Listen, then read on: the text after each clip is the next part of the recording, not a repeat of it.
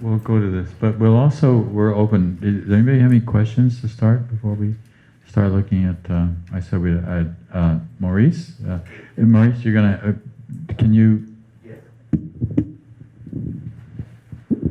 I asked, sure, you mentioned the question, I was one that asked the question. Very meaningful. And, Turn back to the camera. and basically, I was saying,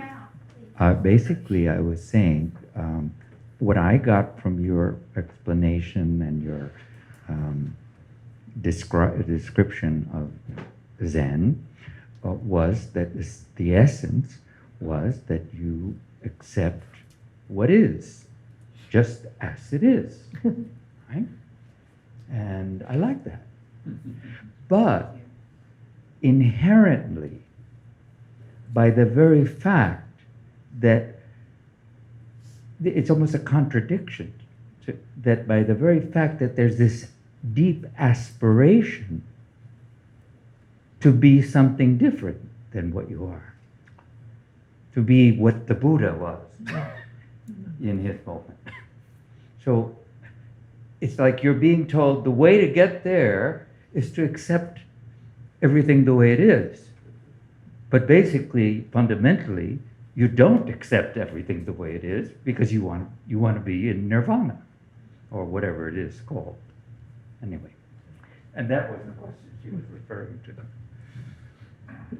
No, can I answer? Yeah, please. I think And very, I'll very, address very, it. very great question. And thank you again for articulating it.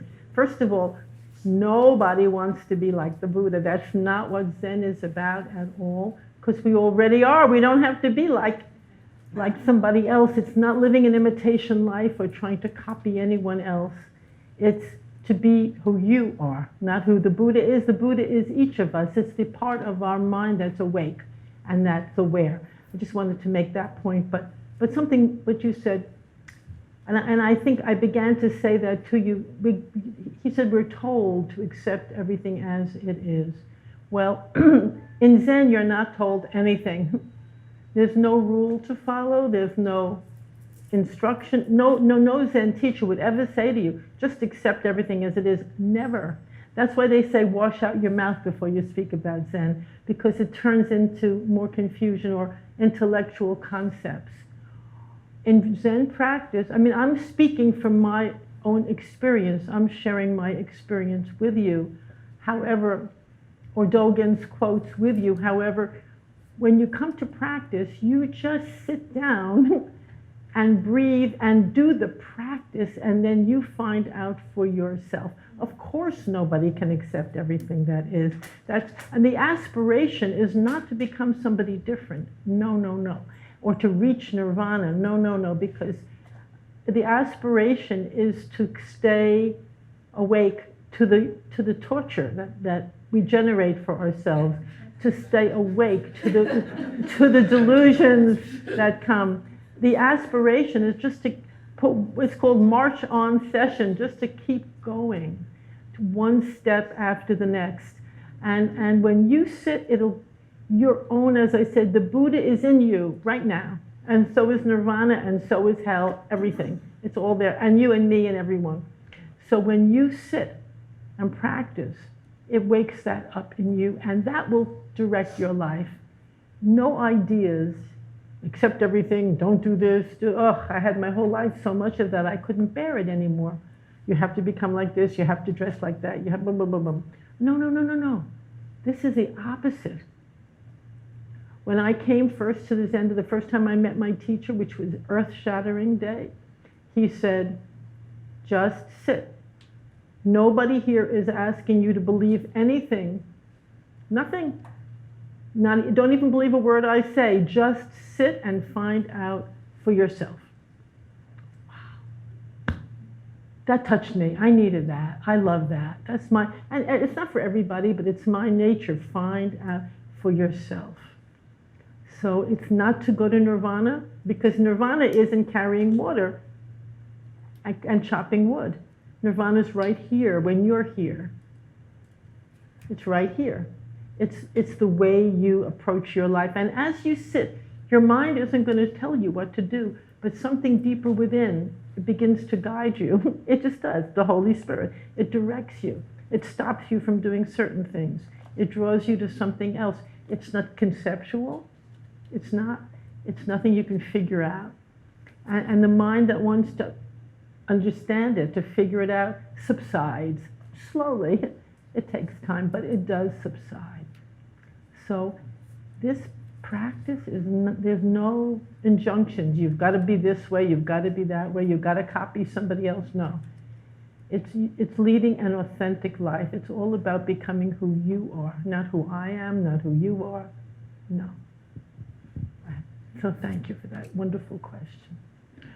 I'm reminded how the Course says in a similar vein that your will is God's will. God's will is your will. The two wills are not separate. It's just one thing. That's the nirvana in the Course. It would be the recognition of the fact that A, you're already there, but B, you're hiding out thinking that you're not already there. And so it's just, again, it's just a matter of awakening to realizing that there isn't a separate will. That's why there's no ego. There literally is no ego. It doesn't exist. That's why this whole thing is a fantasy. The whole world is a fantasy in that sense. Right? Okay, you come take the mic because I have a question. When we're not victims of the world we see, how about dealing with other people who think they're victims? How do you give it? Once you have it, how do you give it? Well, you are, just be who you are. You can't give something to someone unless they want it. And if somebody is drawn, the way in Zen, the way we give it is just to be who we are, just to live. I'll tell you the story of how. Good question. There's this, they say there was the completed Zen student. He finished all his koans, all his training, and then he left the mountain and went down into the villages. And how could he help? Well, where is he? If you look for him, you can't find him. They say he's just the Zen fisherman. He's just sitting there on the pier with the other fishermen. He looks exactly like them, except wherever he goes, withered trees start to bloom. And withered people. That's all. Wherever he passes, a bloom will pop out on a tree, or a person will smile. He doesn't try to teach anything or give anything or be anybody special. He's a fisherman like everyone else. So beautiful. And Somen Roshi was just like that. He was no different. That's a good story. Isn't that beautiful? Yeah. That's it. So, yeah. As the Course demonstrates that one of the greatest teaching devices is demonstration, which is very powerful, just to demonstrate what you've received so others can willingly or by want receive as you're demonstrating. And I really love this cartoon behind you. This is really powerful. It's like, yeah, it's part of what you were just talking about, how about accepting everything as it is, rather than mindfully analyzing everything that is past and you bypassing what is present. The dog walking. I don't think Brenda hasn't seen it. I haven't seen it, but if I moved it, I'm all wired up here. I know you're all wired up, but the dog walking is accepting everything that is right in front of him. Oh, I like it's that, like, yeah. It's not looking to the future or to the past. It's not analyzing what's already gone by. He's not holding on to problems. He's excited about what is right in front of him. He's accepted the day as it is. Yeah. But the human can't even see the trees for the forest because he's in his head about everything that is past. he's bringing it to the future and he's bypassing the present that's right in front of him. His mind is full of shit rather than mindful of the holy present. I love that cartoon. I love it. Why do you need this, by the way? I do. Don't you have a speaker? No, No. this is for other purposes. This is for the video. Okay. Okay. Okay, so let's do another slide. So the slide is there's nothing to fear. Are we doing more slides? Yeah, we're going to do a slide. This is for the cartoon, which you don't know about, but now you know about it. No, I saw. I peeked at it. There's nothing to fear from A Course in Miracles, and then from Zen, gripping itself causes the fear. If there are no unnecessary thoughts in your mind, every day is a good day. That's by Oman. Very great teacher. The gripping itself causes the fear.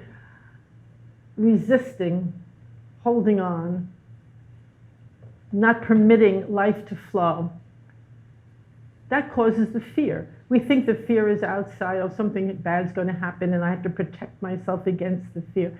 Those thoughts, this person's my enemy, they look creepy to me, stuff like that, that creates the fear, the gripping itself, the holding on. So in Zen, we just open our hands. It's scary to open your hands. You know, it seems it's very frightening. You feel vulnerable, defenseless, and that's one of the slides. So similar to the Course, the Zen practices. We just open our hands. It's very simple. Everything in Zen is so simple and so natural. It's natural. But we're all programmed. We're so programmed, and it's nothing. It's not a judgment. It's just that's the way it is. So we learn how to just return to our natural selves, to breathe in, to breathe out, to release this gripping, this fear. You know, we're gripped. Sometimes we're gripped with traumas, things that have happened that have not been washed through. I know sometimes in long sitting sessions, once it was a long sitting for several days, and suddenly you heard somebody sobbing in the Zendo. He was just sobbing and sobbing and sobbing. And by the way, in the practice, you never interrupt anyone's experience or anyone's pain. You never offer so-called comfort, because it's not comfort. You're just interfering with their experience. What you do is you just sit with them and you be there with them, and that's how you comfort and strengthen them. It's so beautiful. You don't make them feel bad that they're having. So he was sobbing, and everybody just kept sitting even more. We sat strong. And then it turned out, we found out later, he was a Vietnam vet, and he had gone through terrible, terrible experiences, and he'd never been able to release it, to open his hands. And all the sitting, just sitting, it came up, and suddenly he let it go. It poured out with the sorrow. He allowed himself to have the memories. Not easy, but much easier than living a totally paralyzed kind of life. And he just allowed it. He allowed it, and then it was over. And one of the things that helped him to allow it was the support of the community, all of us sitting together, not looking at him, not offering false comfort. I call it false comfort because it doesn't help them, it doesn't help you. So that's, it was Gripping nothing to fear. Nothing to fear, because what he was fearing was in his mind. And he was so frightened to open his hands and let it go. But when he did, he felt happy, he felt loved, he felt safe. So we're holding on to our fears. Our body holds on to them sometimes, not. That's why this is a very embodied practice in the body. We hold on to them in our body, and our physical symptoms of illness sometimes come from these fears. And they can really rule our life. But when the Course says there's nothing to fear, wow.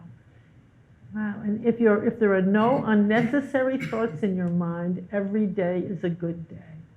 Even a day facing a lot of pain, say you're in the hospital with someone or you love someone who's very ill, you could say, well, that's a horrible day. Doesn't have to be.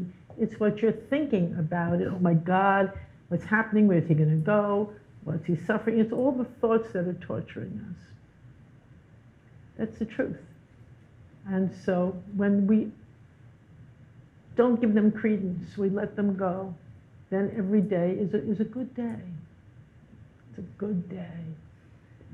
I'm reminded of principle number 7 from the 50 Miracles Principles of A Course in Miracles. It's the only one that really says something very specific about what has to happen for miracles to occur. And that is, miracles are everyone's right, but purification is necessary first. So what your friend was experiencing was a kind of purification, right? A kind of deep releasing and letting go. And that's all the purification is. That's it, right? that's all it is, yes. Yeah. Feeling was what's been hidden. But we're so afraid, that's another thing I noticed in the Course, facing what's hidden, that we're so afraid, absolutely. we're so afraid to let it up. Right.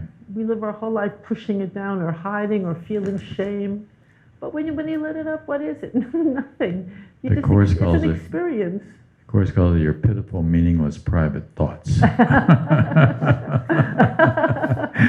That's funny. That's very good. Yeah, good. It's a There's actually a feeling. line at the end of lesson 52 which said, "Would I not rather join in the thinking of the universe than to continue to obscure all that's really mine with my pitiful, meaningless, private thoughts?" Wow.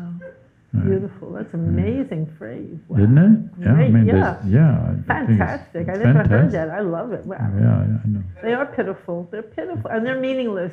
That's even much Yeah. more. They're meaningless. They're just dreams. When John said in the beginning, we're living in a dream, these thoughts are dreams that we're attaching to all the time. But when we're here, we're right here. How could it not be a good day? You're alive. You're here. Maybe. Oh, we'll do another slide. Oh, I threw this in. You didn't know about this. Okay. I'm Oh, sorry. I love him. I know him. Uh-huh. Yeah. The card said, "I think, therefore I am." I say, "I do not think. That is why I exist." You want to comment on that? Yeah, well, he's a great teacher, Musho Toku. He was, I do not think, therefore I exist. Well, when you don't think, when you're not thinking, then you're connected to your being, your breathing, your sensing, your loving, your ability to jump up and hug someone. You're connected to something much bigger than the small, pitiful, meaning thoughts. That mind, that's the real enemy. It's the enemy, and I don't mean it in a negative way. I just mean to say, be on guard. Don't let it grab you. Don't let it, because the Spirit, the Holy Spirit, or we call it in Zen the Buddha nature, it pervades the entire universe. So when we're not caught, the thoughts may come. I want to say something. Don't believe that you have to stop all your thinking, because nobody can. You can't. You'd be a vegetable. But it's not that you're going to stop the thinking by sitting, but it's that you're not going to get hooked by it. You're going to see it for what it is. Ha ha, you can't get me. You can see it for what it is. You're going to allow yourself to see it and let it go. It's not going to grab you like a crab and twist you around. And that just comes with daily practice, time after time, day by day. It's chopping wood and carrying water day by day. It's a very simple, basic practice.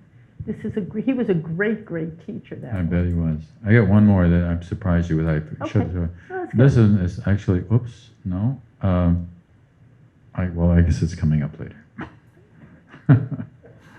So this one is, "I can escape from the world I see by giving up attack thoughts," and then from Zen, "To separate what we like from what we dislike is the disease of the mind." I thought I did a spell check on this first, but apparently not. It's got a hat in here.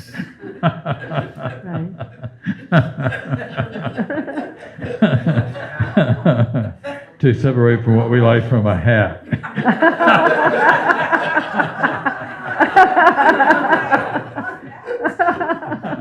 Don't you love some mistakes like that? It gives us a chance to laugh a little bit. Okay, so I can escape from the world by giving up attack thoughts. And I had mentioned that quote a You little did before already. from Shoshanna. It's a very important. To separate what I like from what I dislike. That our life is run by aversion and attachment. attachment. If we like something, if we get a little whiff of good chocolate cake, we get attached to it, we crave it. We don't want to let it go. We want more and more and more. That's the attachment part. And we're putting our energies into that.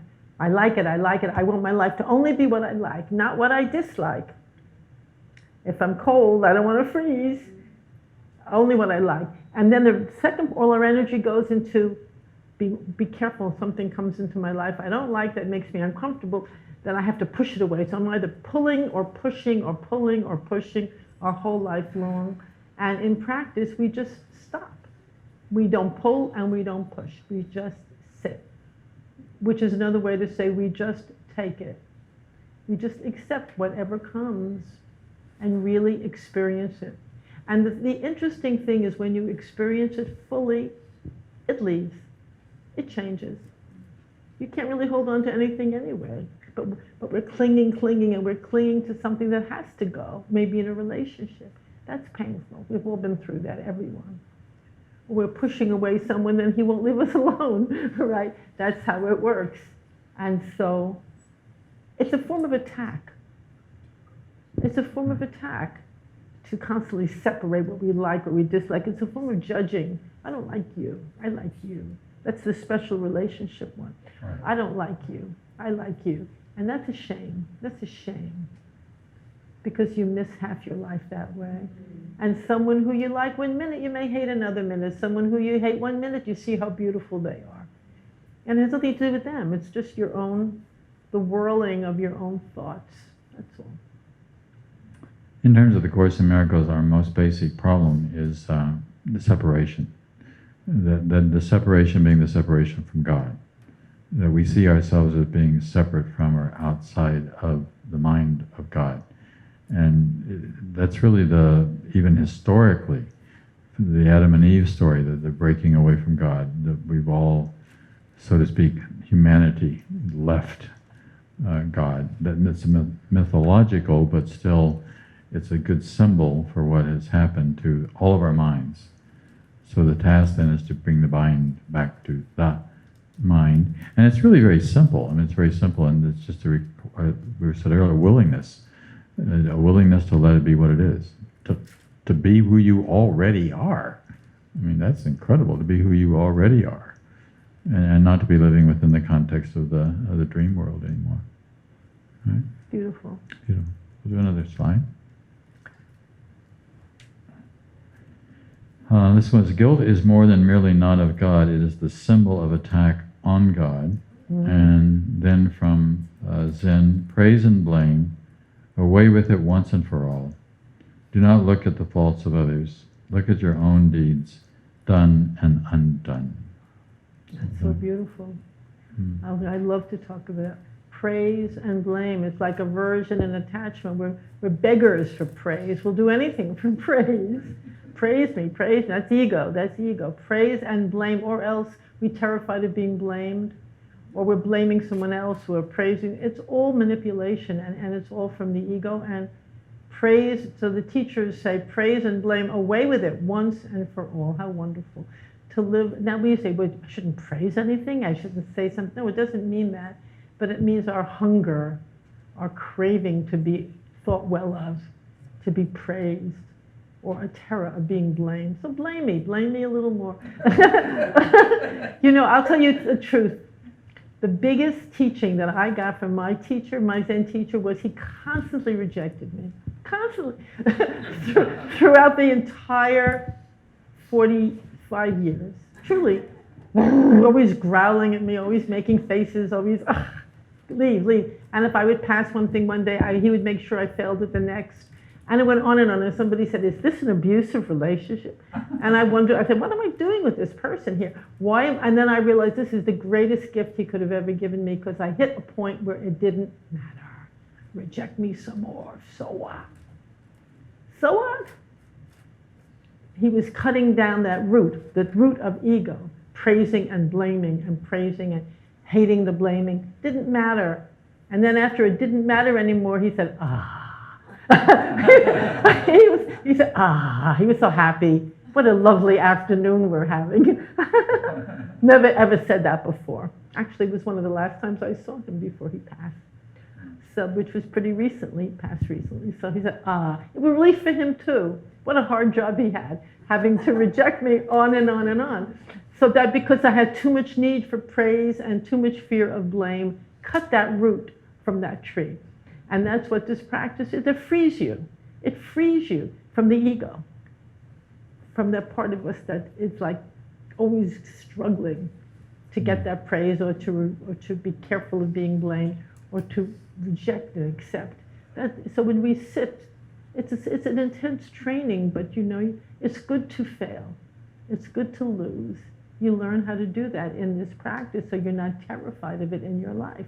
Then you see it doesn't mean anything, basically. I always knew he loved me anyway, even though he was rejecting me, because deeper than everything, we all just love each other. And you can feel that when you sit deeply. When you sit, the quiet mind returns to God, and when you sit a lot, you sit in a pool of love. You just do, and you feel it. You just feel it. So all these actions on the surface of the scene. What was his name? Ito Roshi. I had the same experience with my teacher and your friend, Ken Wapnick, which was, Ken could be really hard on me at times. I mean, he would really, but it was brilliant because it was never not loving. I mean, I never felt for a second that he wasn't loving me through that whole process. And I always knew that he was right. That there was something that I needed to look at. And he would kind of force me to look at it. I remember once being upset about another teacher, and boy, did he just throw that back at me. Wow. And then I remember sitting in his office and saying, because I was projecting, right? And then saying, to think that is inside me, that I'm seeing that. Right. I mean, what he was pointing out was, you're seeing that, but you couldn't see it unless it was inside you, right? And that was not easy to hear, but it was such a great teaching. Right. I mean, it was really true. Yeah. I mean, you have to look, in terms of the Course, you really have to look on everything with love. Everything. There's nothing you do not look at without love, because, well, that's the way Jesus did it. Everything was with love. There was no other way of seeing, because that's the way that we have to learn how to see ourselves, right? Beautiful, John. Thank you for that. Yeah, sure. I'm sure I rejected him 1,000 times, too, back and forth. This world is a world of acceptance and rejection. Right. But I trusted like Ken. You really trusted him. It was I knew that this was not like some crazy friend. This was a real, truly loving friend. Right. Well, I really trusted the Zazen. We sat like mountains together, and I trusted the Zazen deeply, and it was beautiful. We'll do another slide. Another slide. When you accept a brother's guiltlessness, you will see the atonement in him. And then another one from the Course, which I may have thrown in. Unless you are guiltless, you cannot know God, whose will is that you know him. And then from Zen, right and wrong, away with them once and for all. When others are wrong, I'm wrong. Yeah. Somewhat to what we were saying. Very similar to the Course.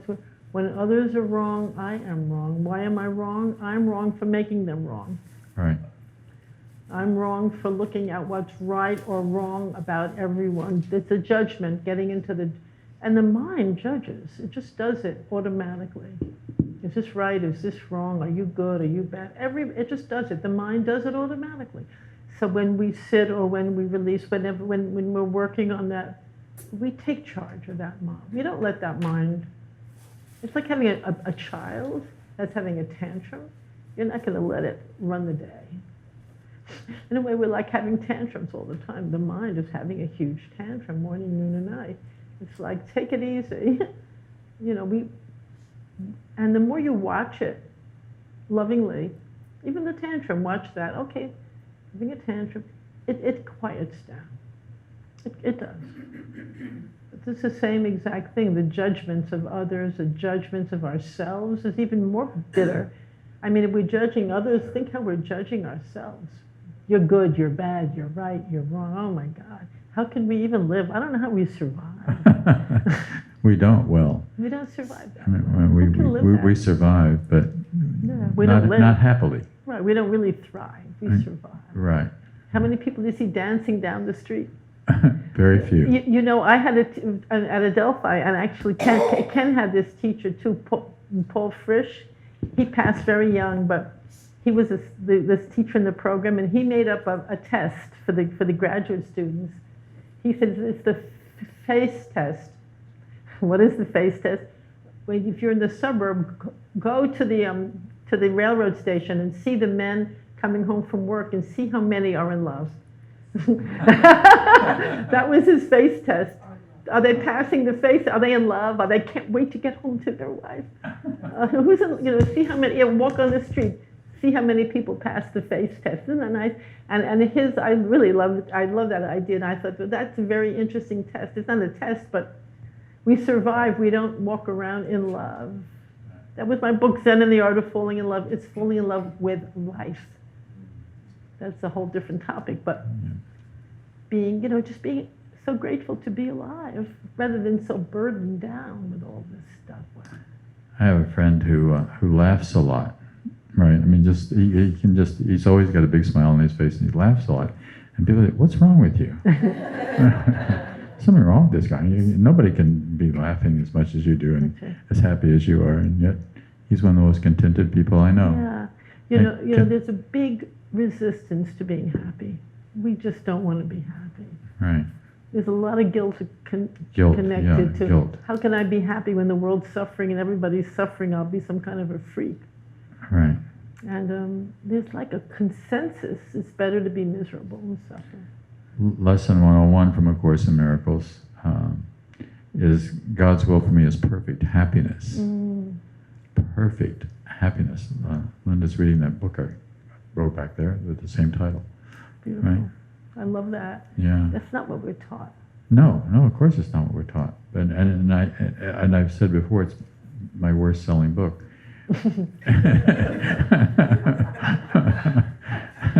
And I think it is because people don't believe it.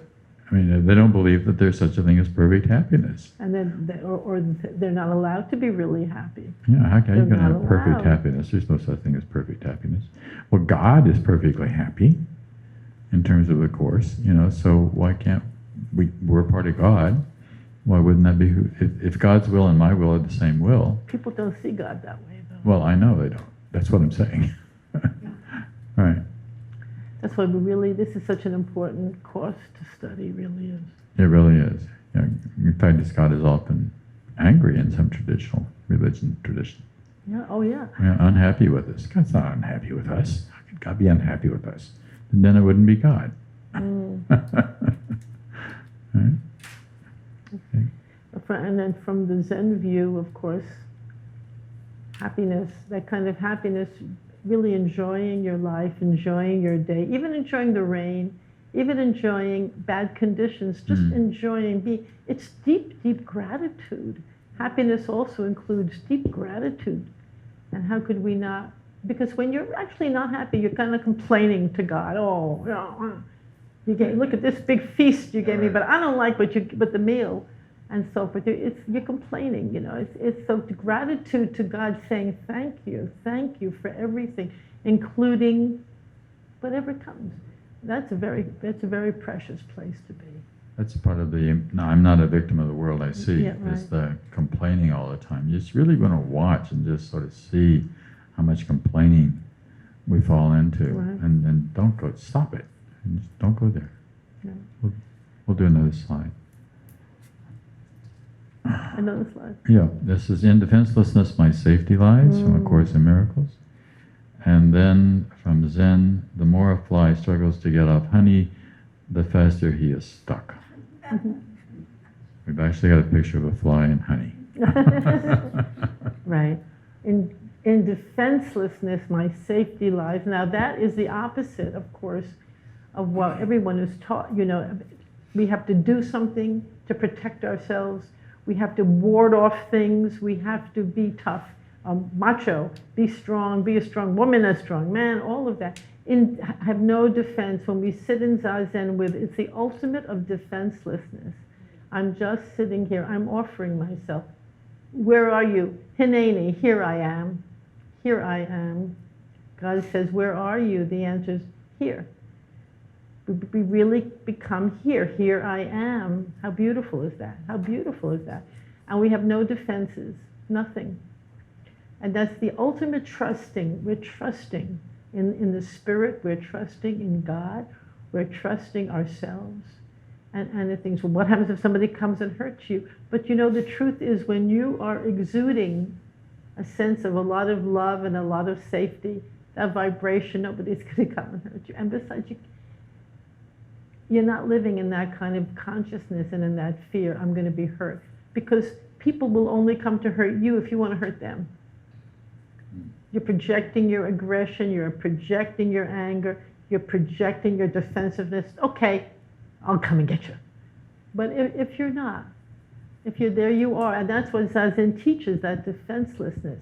Rather than being like a fly that gets stuck in honey and he's struggling to get free and he wants more honey and he's resisting. The more we resist, the more we get stuck.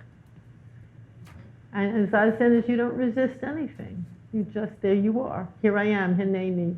I love that. I love that. I love that. I'm sorry, though. I love that, Hineni. I love that question. Where are you? That's a Jewish koan. Where are you? That's such a beautiful question. In Zen, we have koans that go into you, and they don't have a logical answer, but you answer with your whole life. Like Martin Buber did when I said he just stopped studying and he just decided to become present for everyone. So being defenseless, not warding anything off, just like resting in God's arms really is what it is. You're just resting. To me, it might seem scary, but the truth is you'll feel safer if you do that. Right. It makes you feel safer but if you're always geared up for the fight, then who's creating this? You are. I'm going to get this one. You're looking for a fight. You're looking for trouble. Then the trouble will find you. If you're looking for a smile, you'll get a smile. There's actually a line in the Course in Miracles which says, whoever is saner at the time. Whoever's what? Whoever is saner at the time. Right. Meaning whoever is saner at the time should be the one that stops it. Right. I mean, who doesn't become more defensive, more attacking, and more angry, and feeding into it.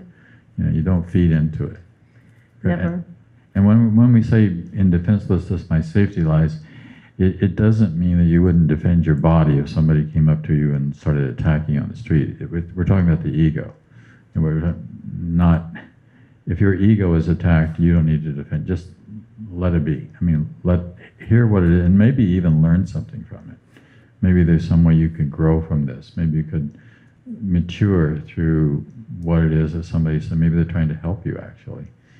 I often joke that this is what wives are for.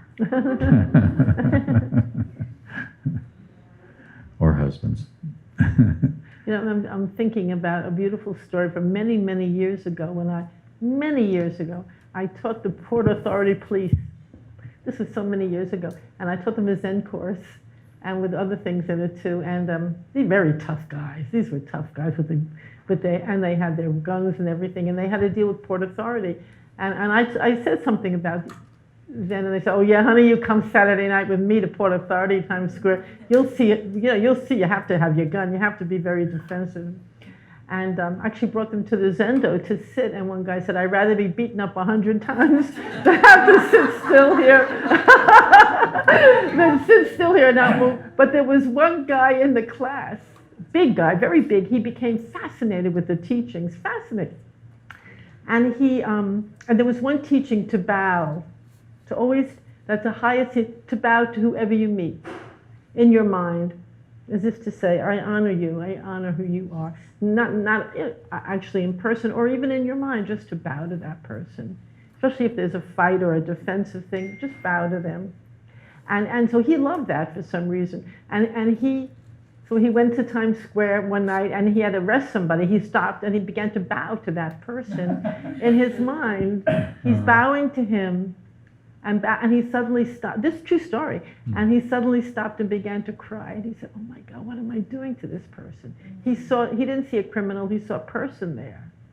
And he said the way he was with him was so much gentler. I'll never forget this man. And he reacted differently, and then the guy reacted. It was such a beautiful, and then after that, that policeman left the force and got a master's in Tibetan Buddhism, believe it or not. In Colombia, he was so overwhelming. I don't know, I used to get Christmas cards from him. He was so touched and so shocked when he bowed to who he thought was a criminal. And he said, "Oh my God." And he saw the fear in the person's eyes. It stopped him for a moment. And he saw the loneliness. He said he saw the loneliness of that person. It was like eyes, vertical, nose, horizontal. He saw what was there. And he said he just put his hand on his shoulder and he said, "You got to come with me. I'm sorry." Something like that. Can you imagine if the police behaved like that? Oh my God. And but it was a transformative moment for him. And he became defenseless at that moment. He was bowed. When you bow, you're defenseless. Thank you, or I honor you. You could do it actually like that, or you could do it in your mind. There's a very similar story from Ram Dass tells about in Tokyo, a drunk gets on a train and he's really kind of boisterous, and there's a judo guy at the other end of the train, and the judo guy is thinking about taking down the boisterous drunk. And this old man motions for the drunk to come and sip. I forget, there's a word there, a phrase that he says to him, and the next thing you know, the drunk's got his head on his shoulder and is crying, and he's saying, "I got no wife, I got no work, I got no..." Right. You know, just completely disarmed the guy and had him crying on his shoulder. It's so beautiful in defenselessness. Yeah, right. Okay, we'll do a couple more. Becoming a teacher of innocence, your only calling here is to devote yourself with active willingness to the denial of guilt in all its forms. To accuse is not to understand. And then from Zen, we become what we see, love yourself and watch, today, tomorrow, always. That's from the Buddha himself, from the Dhammapada. Yeah. Yeah, that's right from the Buddhist Dhammapada teachings. You become what you see. How beautiful. So if you're going to see nastiness, darkness, evil, you'll become that. You join with what you see and you project what you are. So it's no separation. So watch what you see. As the Buddha said so beautifully, watch. Be vigilant. Today, and tomorrow, and always watch. And that was a great teaching of the Buddha, not to allow this, he called it the monkey mind, or the turbulent mind, or anything you want to call it, to take over. Don't let yourself see ugliness everywhere, because you'll become ugly. Or you're projecting your own, feelings that you're ugly, which you're not. No one's ugly. So if you just stop that and watch, which means distance yourself a little bit. Take a step back. Stop being so reactive. Just go into non-doing, which is the most intense doing you could do. Is just be with what is. Watch it. That's a teacher of innocence, because they refuse to see the ugly, being caught by the appearance. Now I'm dealing with some difficult appearances, and my commitment is just to see through it, to see through the difficulty to the spirit. And during this situation, I'm looking through what looks like a difficult passageway for someone and I see his spirit more and more shining. And I'm determined to focus. What do I want to focus on? The loss, the difficulty, the sadness. I could, but I'm trying very hard to focus on the beauty of his spirit, opening and evolving and making a transition. I see that as a choice. And I'm trying to follow the teachings of the Buddha. Watch. Don't get caught. Don't get snared by these appearances, the world of appearances. It's very, very difficult when it's a very intense situation not to, but we can. And that's what I meant by having the aspiration, by being dedicated to this practice, which is of not, because these things pull you, it's like an undertow. Life can be a huge undertow, pull you right out. But since I'm older, I don't have time to get pulled out. I've been pulled out plenty. I've made 1,000 mistakes, fallen into 1,000,000 potholes, and I don't want to anymore. So One of the advantages of getting older. yeah, it is. I did it enough. Time is precious now. Yeah, enough. Now I want to watch. Now I don't want to go down that road anymore. There comes a moment, Ada would call it the readiness of time. There's a moment when you become ready. You say, it's enough. I had enough cheesecake. I used to love cheesecake. I had 5 pieces, and I couldn't have another piece again. Enough. Right. So it's the same thing. I had enough of the crazy ego mind. It's just enough. It's not getting me anywhere. It's not valuable. Right. Yeah, I will not value the valueless. You will not value the valueless. Thank you. Beautiful place to go. That's very beautiful. I will not I love it. Look how this synchronizes with the Course. Oh, yeah. It's Incredible. wonderful. I will not value, I love that, the valueless. It's beautiful. Mhm. That's beautiful. Right. I really like the sentence here, to accuse is not to understand. Yeah. Right.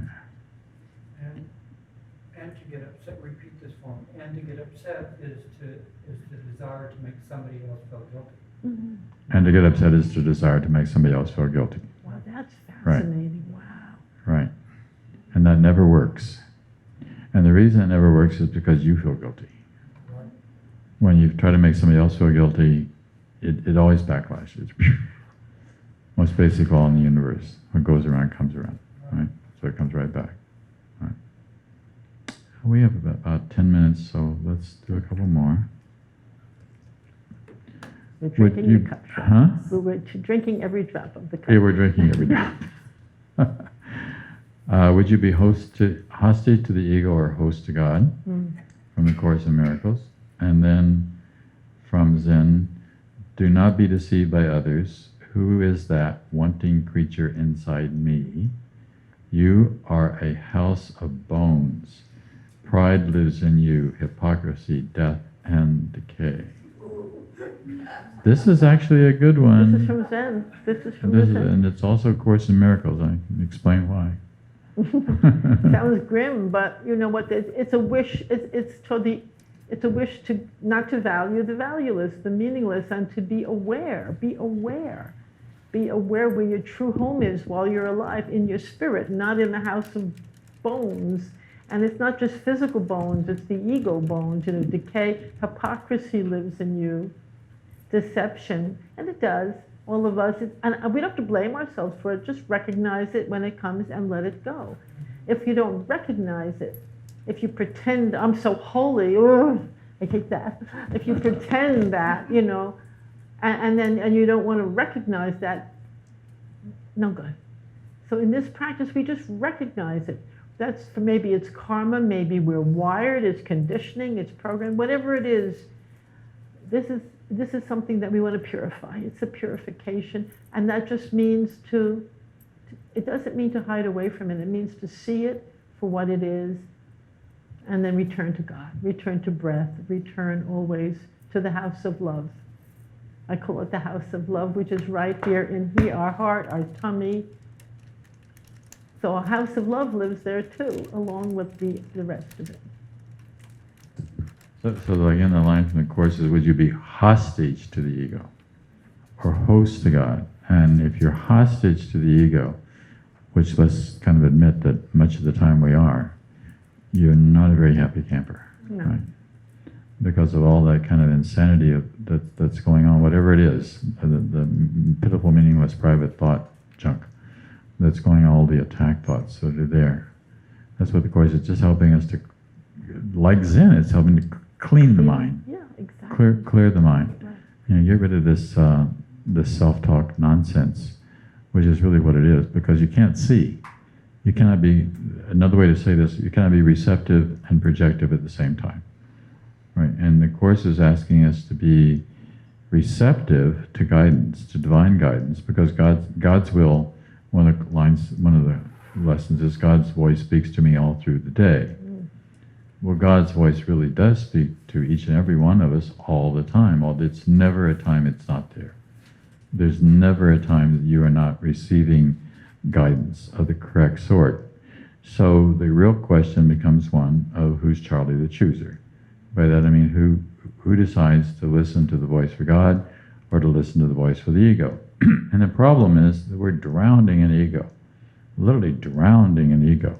And there's just so much of it flying around all over the place that the best that we can do is not to get into it ourselves and be drowning along with the world's drowning in the same thing.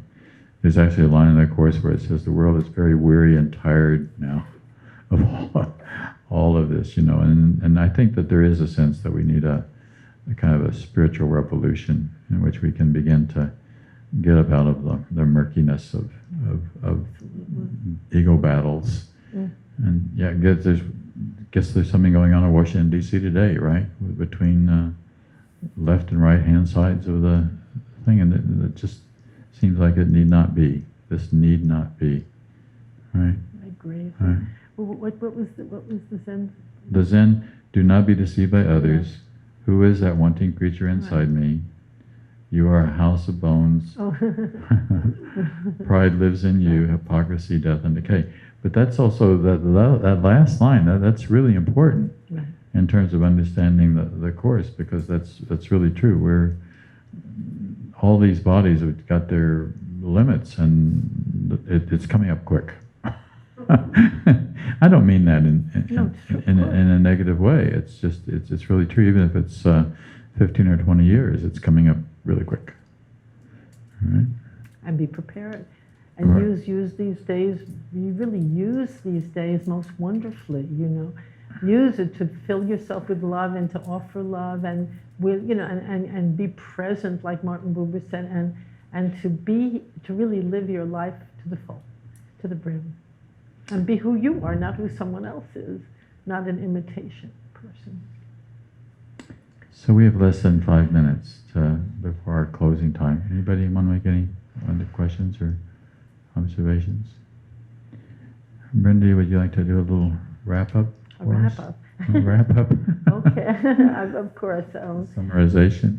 Oh, I don't know, for Well, sure. whatever. Yeah, of course, a few little words. Benediction. How's that?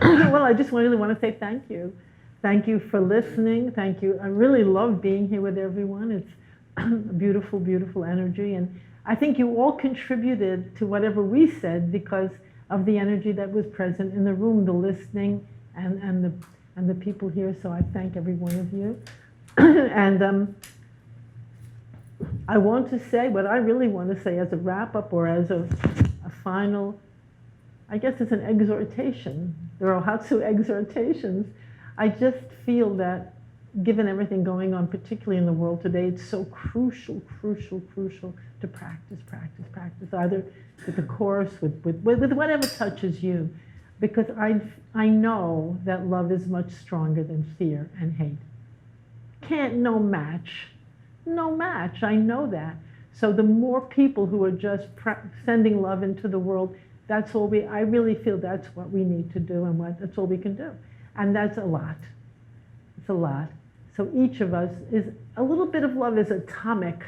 A little bit of sitting is atomic. That's how powerful it is and can wipe out tons of craziness and hatred. So I would just, the Rohatsu session is a very big session. They have exhortations. I would just exhort everyone or request or say how lovely, how important each of you are and how powerful you are and how much love you have inside and why just live with a little bit of it. Why not really give it out there so we can help balance what's going on? That's it. Thanks, Brenda, for Thank being with you. today. I knew it would be fun with you, and Thank you. it has been. I'd like to do this again with, I'd like to get a Vedantist. I think I know a Vedantist who could come, and we could have there's tremendous similarities between Bill Thetford, who was Helen's cohort in production of the Course in Miracles, said that the Course in Miracles was the Christian Vedanta, and I think it really is. So it's fun congruence. I like the word congruence, the place where they Yeah, beautiful. congrue. You know, of course, there's always going to be little places of difference, but they're places of congruence. Historically, man has always been looking for God, and I think in some ways we have more of a chance than ever because we're no longer trapped as we were by laws and rules and creeds and regulations. It has to be something that's free, comes free. The Course in Miracles says it's a required course, meaning that the process, whatever process you find, doesn't matter which process you find, because the Course says there are many thousands of pathways back to God again. Many thousands, thousands upon thousands upon thousands of pathways.